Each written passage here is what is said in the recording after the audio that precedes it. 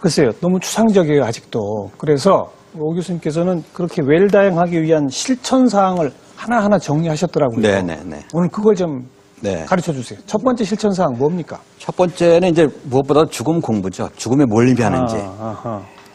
과연 인간은 육체만의 존재인지, 죽을 때 나는 어떻게 죽을 것인지, 진짜 아름답게 마무리한 사람은 어떻게 마무리한 건지, 또 보통 사람들의 불행한 죽음은 어떤 건지, 죽음 공부라는 게 죽는 마지막 순간까지, 지금부터 마지막 순간까지 계속해서 노력을 해야 됩니다. 네. 그러니까 죽음에 대한 정확한 이해 없이 임종 순간이 다가왔을 때 그 사람은 흔들릴 수밖에 없어요. 그러니까 인간이 지식에 의해서 육체만의 존재가 아니라는 것을 배워봐야 바뀌지 않습니다. 그것을 죽음에도 질문을 던져보고 또 하나 자기 자신에게 생각에도 질문을 던지면서 어떤 것이 바른 죽음이인지 나는 어떻게 이해하고 있는지 그런 질문을 끊임없이 던지고 또 좋은 책을 보면서 고민하는 시간이 많이 필요하다고 봅니다. 제가 보기에는 영혼의 존재나 뭐 우리 아까 얘기했던 사후세계의 존재 이런 것들을 굳이 믿지 않더라도 생각해 볼 것은 충분히 있네요. 그렇죠. 많죠. 좋은 죽음, 나쁜 죽음에 대해서는 분명히 생각해 볼 수 있네요. 이 방송 보시는 분들 가운데서도 종교를 믿는 분, 그렇지 않은 분이라 하더라도 결국은 똑같은 고민거리는 가질 수 있고 내가 과연 나쁜 죽음을 선택할 것이냐 좋은 죽음을 선택할 것이냐는 고민해 볼 수 있네요. 그렇습니다. 그러니까 그 인간이 뭐 육체만의 존재냐 아니냐 문제는 조금 더 복잡하고 쉽게 동의할 수 없는 문제니까 조금 이제 조금 제껴놓는다 할지라도 삶과 죽음은 또 밀접한 관련이 있으니까 또 정상적인 사고력이 있는 인간이라면 평온하고 여유 있는 삶이 중요하듯이 아름답게 마무리해서 남아있는 후손과 사회에 좋은 모습을 보여주면서 떠나는 것은 누구나 추구해야 될 것이라고 할 수 있죠. 첫 번째 죽음에 대해 공부하라. 두 번째는요? 그러니까 자기는 과연 어떻게 죽을 것인지 스스로 질문을 던지라는 거죠. 지금 죽음의 순간을 찾아왔다. 질문을 던지고서 과연 나는 이 삶의 죽음의 순간이 갑자기 찾아왔을 때 더 이상 애착하지 않고 가족들하고 여유 있게 웃으면서 작별 인사를 나눌 수 있는지 그런 질문을 어떠한 방식으로 죽을 것인지. 그러니까 아까 제가 임종 방식의 9가지 유형을 제시했지 않습니까? 그 구체적인 사례도 나와 있듯이 과연 지금 가정을 해서 지금이 죽음 찾아왔다고 한다면 어떤 방식으로 죽을 것인지 질문을 던져볼 필요가 있다는 거죠. 그리고 선택하라. 그렇죠. 세 번째는요? 세 번째는 사전 의료 의향서라는 것이 있습니다. 이게 뭐냐면은 사전 의료 의향서. 그러니까 임종이 찾아와서 더 이상 죽음을 믿을 수 없을 때 이제 더 이상 과잉 진료, 연명 치료하지 않고 편안하게 자연사하겠다는 의사를 표시하는 서류를 준비해 두는 겁니다. 그러니까 뭐 산소호흡기나 이런 거 그렇죠. 그런 거 하지 않고 하지 말아라 이런 식의. 그렇죠. 치료 가능성이 있으면 1%라도 치료 가능성이 있으면 치료를 해야겠지만 치료 가능성이 없을 때 그러한 것은 어떤 그 과잉 진료니까 그러한 것을 서류로서 만들어둬야 됩니다. 이렇게 사전 의료 의향서라고 최근에 양식이 만들어졌어요. 보건 목적 양식이 만들어졌으니까 거기다가 자기가 서류를 서명을 해두고 또 하나는 그게 자기 의사를 만약에 자기가 죽었으면 자기의 장례를 자기가 치르지 못하잖아요. 가족이나 자녀들이 해주는데 자녀들하고 얘기를 해서 자녀들도 동의를 한다는 사인을 해두고 연명치료 거부 뭐 이런 거로군요. 그렇죠. 그렇게 됩니다. 요거 관련하면은 흔히 뭐 안락사 또 존엄사 이런 게 떠오르는데 그렇죠. 우선 안락사하고 존엄사는 어떻게 다른 거죠? 그러니까 안락사는 이제 자기는 뭐 치료 가능성이 없어 치료받고 싶은데 치료를 중단하고 싶지 않은 것이고 존엄사는 이제 치료 가능성이 1%라도 없을 때 더 이상 치료받지 않고 자연사하겠다는 그런 의사 표시를 해두는 겁니다. 요새는 이제 마지막 임종 순간에 병원에서 많이 죽으니까 자기 의사를 구두뿐 아니라 서류로서 사전 의료 의향서 같은 걸 준비해두지 않으면 의사들은 치료를 중단할 수가 없어요. 가족들도 말로 이제 아버지 이제 치료 가능성이 없다니까 이제 그만하시죠 이런 말을 못 하잖아요. 그러니까는 본인이 그것을 의사 표시를 자녀들한테 해두고 서류로서 준비해 두어야지만 과잉 진료, 연명 치료가 지속되지 않고 본인의 의사 표시가 있을 경우는 존엄사고 의사 표시가 없을 때는 안락사고 의사 표시가 없는데도 뭐 치료를 중단하거나 하게 되면 이제 안락사가라고 얘기할 수 있죠. 현재 우리나라는 안락사는 법적으로 안 되는 거죠. 존엄사는 가능한 것으로. 존엄사는 법적으로는 안 되지만 일단 양해하는 대법원에서 그런 식의 판결이 나왔어요.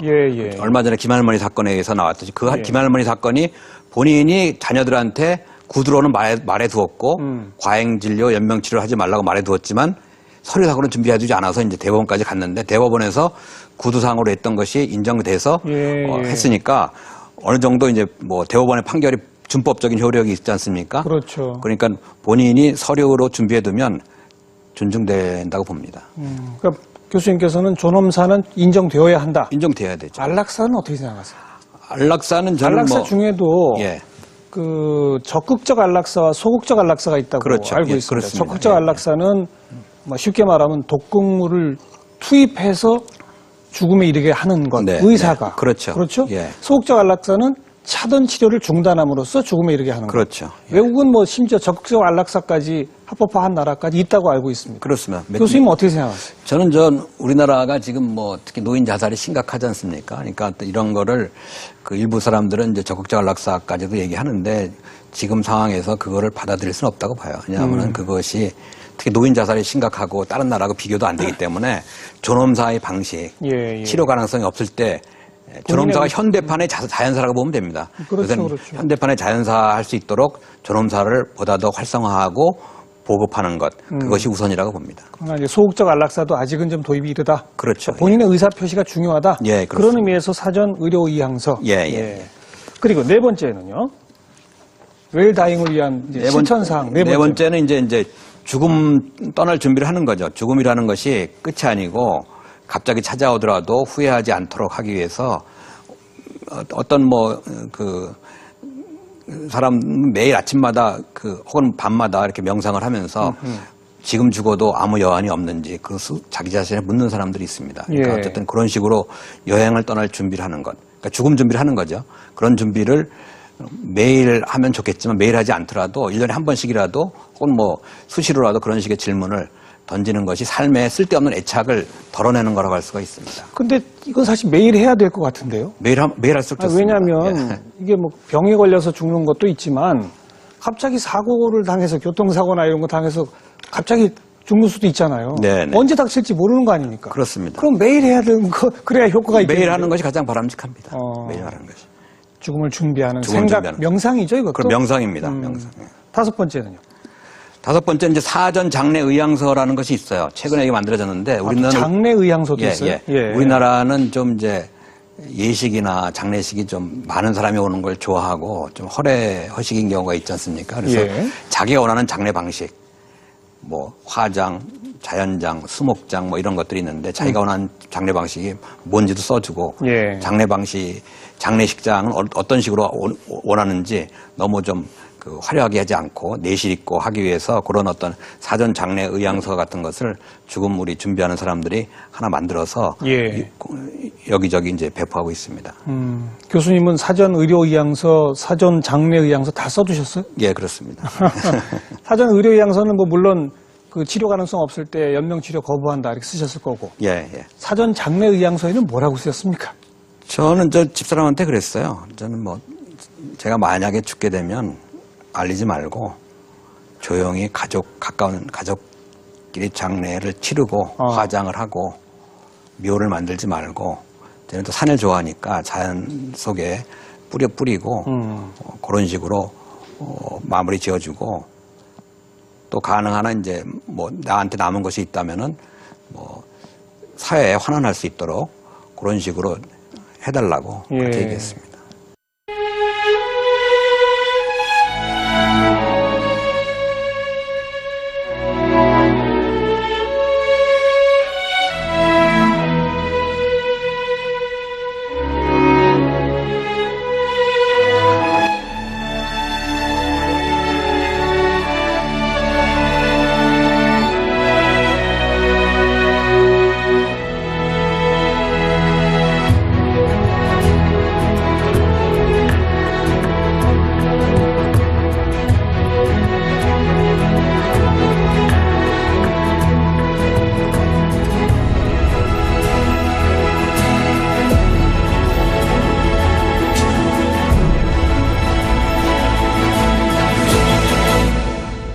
네, 이제 다섯 번째 사전 장례 의향서를 준비하라. 여기까지 말씀 들었고요. 여섯 번째는 어떤 겁니까?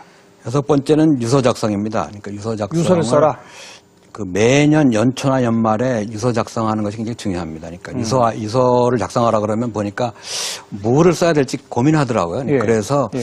그 쓰는 내용을 제가 한번 생각을 해본 게 자기가 죽음을 어떻게 이해하고 있는지, 죽으면 끝인지 뭐 아닌지 그런 내용 적어주고 나의 죽음 이해 방식. 죽음 이해. 그다음에 나의 임종 방식. 나는 어떤 식으로 죽을 것인지. 사전 의료 의향서에 있는 그런 내용들도 다 쓴다 그렇죠. 이거죠. 다 써도 예, 되죠. 그러니까 예. 거기다 사전 의료 의향서, 사전 장례 의향서 거기다 이제 유서를 이제 쓰는 겁니다. 유서를 써서 그런 식으로 또 한 가지 유서를 쓰면서 중요한 게 가정을 해서 연초나 연말에 만약 6개월만 남지 않았다면 어떻게 죽을 것인지 그렇게 가정을 하는 겁니다. 그러니까 그런 식으로 죽는 훈련을 하는 것이 유서인데 예. 그것을 매년 연초나 연말에 쓰고 또 1년 뒤에 또 보고서 하면 생각이 바뀌잖아요. 흔히 사람들은 유서 그러면 남은 재산 어떻게 누가 얼마 갖고 이걸만 생각하는데 그렇죠. 전혀 다른 얘기만 하시는군요. 그거는 뭐 그것도 중요하지만 예. 그것이 전부라고 생각해서는 안 된다는 거죠. 제 얘기는. 예. 오히려 뭐 자기가 죽은 다음에 유산은 사실 남는 가족들이 이제 나눠 갖는 거지만 자기한테 남는 것은 어떤 정신이나 영혼이나 그런 것들만 가져가는 거니까 더 중요한 것이 어떤 그 자기 마음, 자기 생각 그런 것들이 훨씬 더 중요하다고 얘기할 수가 있습니다. 뭐 사랑하는 가족들에게 남기는 인사말 이런 것도 좀 그렇죠. 그 인사말 써야겠죠. 예. 사랑하는 가족들이든 친지든 그런 사람 한 사람씩 해가지고 쓸 내용이 가만 생각하면 마지막 인사니까 굉장히 많을 수가 있다고 할 수 있습니다. 유서를 미리미리 써봐라. 네. 연초나 연말 매년 또 업데이트를 해라. 예, 그렇습니다. 6번째고요. 7번째는 7번째는 이제 그 죽을 때 가져갈 수 있는 게 두 가지입니다. 세속적인 것은 다 두고 가고 영혼의 성숙과 사랑의 실천입니다. 그것을 이제 자기가 사회를 위해서 얼마나 좀 도움을 줬는지 그런 것들이 중요하니까 좀 더 자기가 자기보다 어려운 처지에 있는 사람들을 도와주는 행위를 꾸준히 평소에 지속적으로 남한테 보여주기 위한 것이 아니라 그런 것을 좀 하는 사람들이 많이 늘었으면 그것이 또 자기가 죽을 때 자기한테 보탬이 되기도 하는 거니까 사랑을 실천하는 그런 것도 죽음 준비에 중요한 역할을 한다고 할 수 있습니다. 사랑 실천. 뭐 흔히 말하면 기부하는 거. 기부죠. 이런 것도 다 죽음을 웰다잉을 준비하는 실천 사항이다. 죽을 때 가져가는 게 딱 두 가지가 있습니다. 말씀하셨어요. 그 영혼의 두 가지, 성숙 그리고 사랑의 실천. 사랑의 실천. 마지막 8번째입니다. 8번째는 이제 죽음 치유, 삶의 치유, 인간 치유를 위한 명상이나 뭐 성찰이나 이런 것을 매일 꾸준히 좀 하는 것이 중요합니다. 그러니까 죽음을 잘 맞이하기 위해서는 자기 영혼이 성숙돼야 됩니다. 세속적인 것, 경제적인 것 이러한 것은 자기 영혼의 성숙에 도움이 안 되니까 영혼 성숙을 위해서 어떤 그 치유를 위한 명상이라 그럴까, 어떤 반성이라 그럴까, 기도라 그럴까 그러한 시간을 매일 아침이든 밤이든 그런 노력을 하는 것이 중요하다고 얘기할 수가 있습니다. 네. 그 8가지를 쭉 말씀드렸는데 그 가운데 한 절반가량은 다 명상과 관련되네요. 생각하고 자기 스스로에게 묻고 또 거기에 대해서 답을 항상 좀 미리미리 결정해 두고 그렇게 생각하는 것 이런 것이고 조금 더 구체적으로 말할 수 있는 것은 뭐 사전 의료 의향서, 또 사전 장례 의향서, 또 유서 이런 것들을 써본다.